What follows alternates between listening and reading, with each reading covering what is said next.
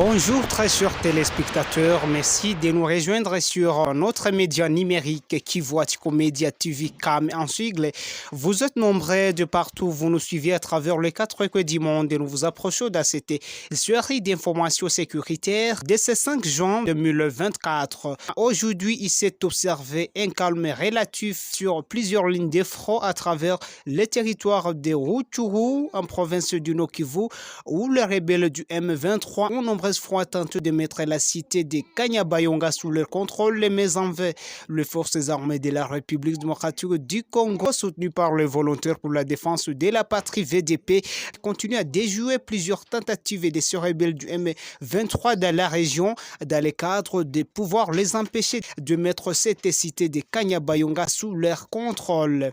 Les récents affrontements sont intervenus dans la journée d'hier mardi dans cette région où les rebelles du M23 ont pu larguer des bombes qui n'ont pas atteint les cibles, par contre qui sont parvenus à tomber proche de la base de la MONUSCO en cette entité et proche des positions des FARDC autour de la cité de Kanyabayonga. Et quant au territoire de Massissi, aucun affrontement n'a été signalé et aux alentours de la cité de Saki à l'ouest de la ville de Goma, territoire de Massissi. Un calme relatif s'y observe après plusieurs affrontements qui s'y sont déroulés entre ces deux forces opposées. Les affrontements à l'issue desquels le rebelle du M23 aurait perdu tragiquement un rang effectif de leurs militaires dans ces affrontements.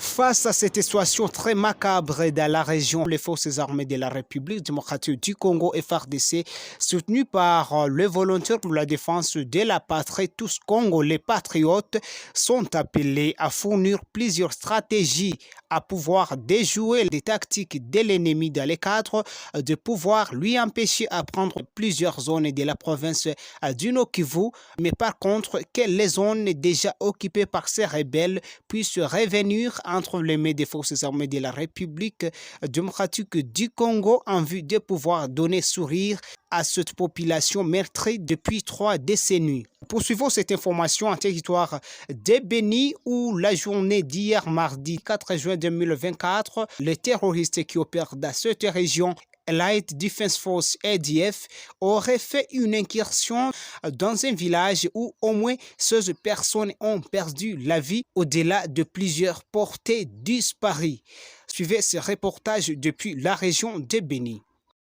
Des civils ont été tués lors d'une attaque attribuée aux combattants ADF qui ont ciblé la localité de Massaou au site du groupement des Bassou Madiwe dans le territoire de Beni au Nord Kivu. Il s'agit de la toute première attaque des ADF dans cette partie du secteur de Beni-Mbaou. Des sources proches de la société civile parlent d'un bilan provisoire d'au moins 16 morts. Elles craignent que ces bilans s'alourdissent après les fouilles qui se poursuivent dans la zone. Une information confirmée par les chefs locaux qui indiquait l'ennemi a profité du départ des militaires qui ont été basés dans la zone pour attaquer ce village. Outre le mort, les assaillants ont incendié des maisons d'habitation. Selon la société civile locale, la cible de l'attaque était considérée comme un refuge pour les habitants de plusieurs agglomérations du territoire de Beni et de la chefferie de Babila Babombi en territoire de Mambasa. D'après Penzeli Filemon, président de la société civile de Ndiapanda Bela, un village voisin de Massaou. Cet acteur de la société civile appelle les autorités militaires à porter leur attention sur le groupement Mabembe et le groupement des Bassou Madiwe, des entités qui partagent les limites avec la rivière Loulo. Précisons que Massaou est un village situé à une dizaine de kilomètres au sud-ouest de Mangina, dans la localité de Pakombe Pendakali, groupement des Bassou Madiwe, à l'extrême sud-ouest du territoire de Beni. Beni, Alain Kishokero. C'est par cette information en provenance du territoire de Beni que nous mettons fait en notre édition vespérale d'information.